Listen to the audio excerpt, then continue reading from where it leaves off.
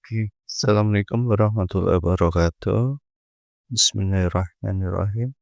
Raditu billahi robba wa bil islami dina wa bi Muhammadin nabiyya wa rasula wa bil qur'ani mama wa hukma rabbi zidni ilma warzuqni fahma rabbi shrah li wa yassir li amri wahlul 'uqdatam min lisani yafqahu qawli. Oke teman-teman, untuk kali ini kita berjumpa lagi dalam pertemuan ketiga, yaitu untuk mata kuliah teknik penulisan dan presentasi ya. Nah, untuk pertemuan ketiga ini apa sih yang akan kita bahas? Yang kita bahas adalah yaitu tentang bahasa, gaya penulisan akademik, dan koherensi paragraf.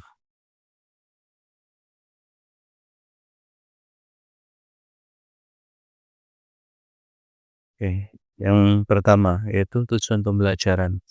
Jadi apa sih kita belajar untuk materi ketiga ini? Tujuannya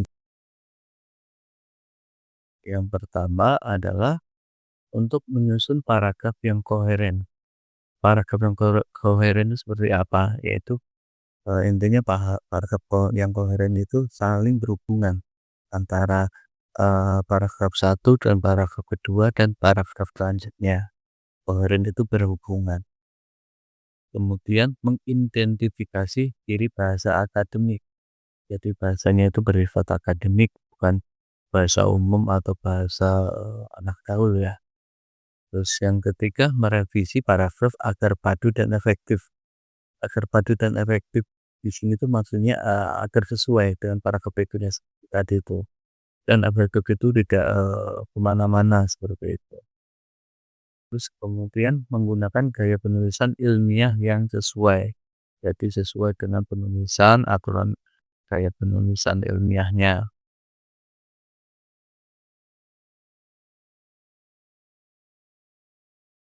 Tadi tujuan pembelajaran, sekarang paparan intisari materi.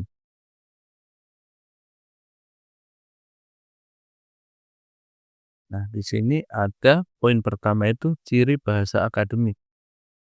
Kemudian materi yang kedua itu gaya penulisan akademik, yang ketiga koherensi dan kepaduan paragraf. Jadi nanti kita akan belajar tentang bagaimana sih ciri bahasa akademik itu seperti apa bedanya dengan bahasa umum. Yang kedua itu gaya penulisan akademiknya itu seperti apa, dan ketiga itu hubungannya atau paduan antar paragrafnya.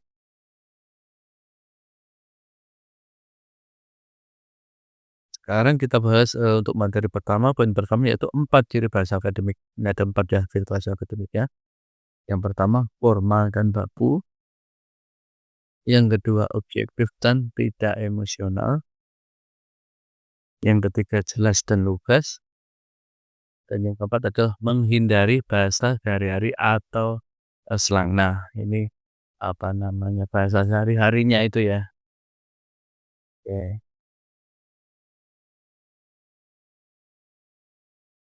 Sekarang untuk yang kedua kedua yaitu gaya penulisan akademik. Nah, yang kedua itu gayanya seperti apa sih penulisan akademik itu? Yang pertama bersifat ekspositori dan argumentatif.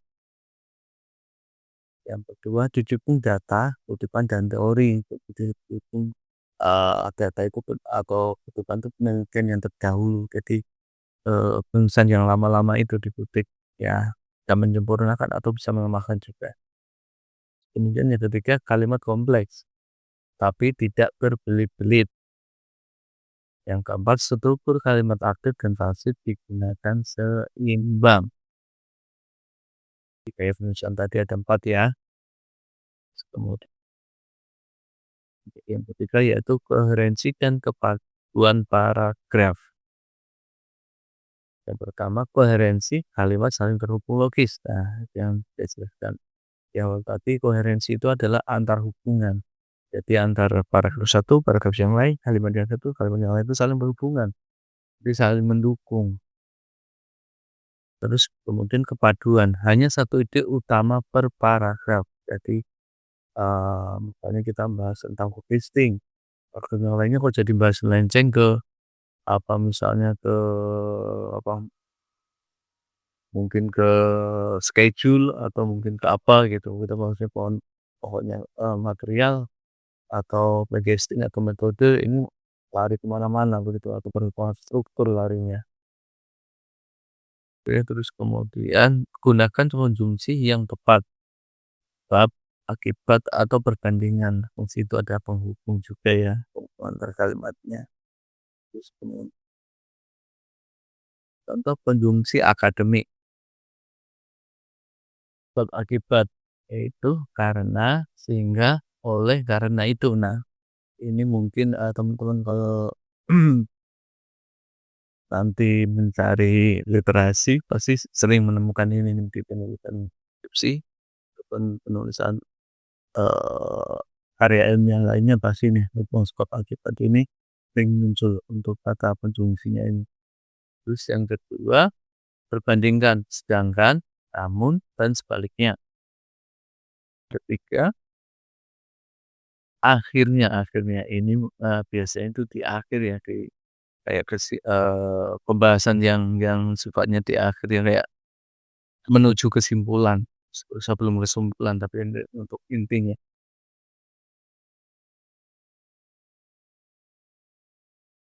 Sekarang, kita masuk ke contoh paragraf akademik. Pertama yaitu, zaman sekarang banyak mahasiswa suka banget main media sosial. Kadang mereka sampai lupa waktu dan tugas numpuk. Menurut saya, ini bikin mereka jadi malas dan nggak fokus kuliah. Nah, ini adalah contoh paragraf, ini contoh yang salah ya, contoh yang kurang akademik. Nah, apa sih ini kurang akademiknya, di mana aja sih? Pertama, eee, banget ya, terus kedua, males. Nah, ini adalah kurang kurang akademiknya sama numpuk ini juga sana ya, banget ya. Ya, ya, terus apa, pada era digital saat ini, penggunaan media sosial di kalangan mahasiswa mengalami peningkatan yang signifikan tuh.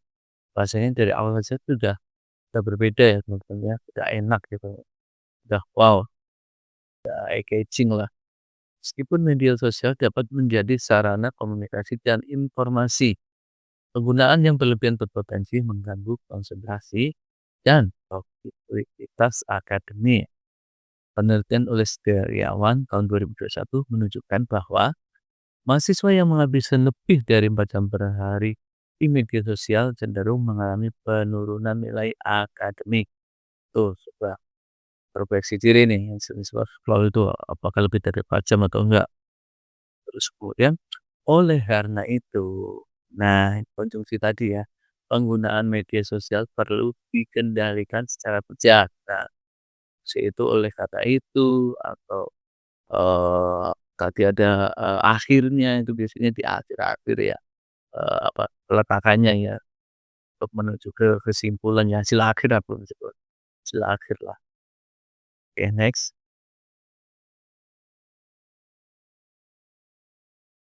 Wah, sekarang ini contoh paragraf tidak koheren. Kualitas udara di Jakarta menurun drastis, banyak kendaraan bermotor. Mahasiswa perlu diberi pemahaman tentang pentingnya menjaga lingkungan.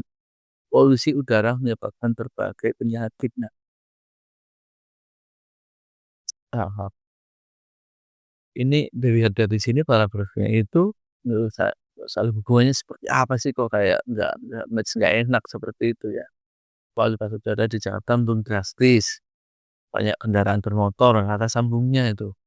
Jadi nggak menyebabkan nggak apa koheren gitu. Sebelum diberi pemahaman tentang pentingnya menjaga lingkungan. Nah, motor sama lingkungan, terus kemudian untuk polusi. Dan ini kan saling tidak menguatkan seperti itu pokoknya itu. Next, apa, revisi zona akademiknya itu kualitas udara di Jakarta mengalami penurunan yang signifikan. Salah satunya disebabkan oleh tingginya jumlah kendaraan bermotor. Nah, kalau yang tadi kan kualitas udaranya mengalami penurunan, terus motor ya itu kan nggak polusinya nggak enak, kan nggak saling berhubungan. Dampak dari polusi udara tersebut tidak hanya mengganggu lingkungan, tetapi juga berdampak pada kesehatan masyarakat, seperti meningkatnya kasus gangguan pernapasan. Oleh karena itu, mahasiswa sebagai agen perubahan perlu diberi pemahaman tentang pentingnya menjaga kualitas udara dan mengurangi polusi melalui tindakan nyata, seperti menggunakan transportasi publik atau bersepeda. Nah, ini paragrafnya udah saling berhubungan ya. Kemudian sekarang ketiga, ini adalah contoh yang paragraf yang sempurna ya, paragraf yang bagusnya ya. Kemampuan kemampuan berpikir kritis merupakan salah satu kompetensi utama dalam pendidikan tinggi. Menurut Question 2015, berpikir kritis mencakup kemampuan menganalisis, mengevaluasi, dan menyimpulkan informasi secara logis. Mahasiswa yang memiliki keterampilan berpikir kritis cenderung lebih mampu memecahkan masalah secara mandiri dan membuat keputusan yang tepat. Oleh sebab itu, dosen perlu merancang aktivitas pembelajaran yang mendorong keterlibatan aktif dan reflektif mahasiswa. Nah, ini paragraf yang sempurna ya, semuanya juga baik katanya, pemilihan tata katanya itu tidak kata sehari-hari, tidak kata umum seperti itu, bahasa teknis akademis sekali, terus kemudian penggunaan konjungsinya juga sudah tepat gitu loh. Jadi kemampuan berpikir kritis merupakan salah satu kemampuannya menurut. Nah, kemudian menurut dukungan lagi ke mahasiswanya. Yang terakhir hasilnya itu oleh sebab itu. Nah, contoh kalimat paragraf akademik yang sempurna ya. Oke, sekarang kita lanjut.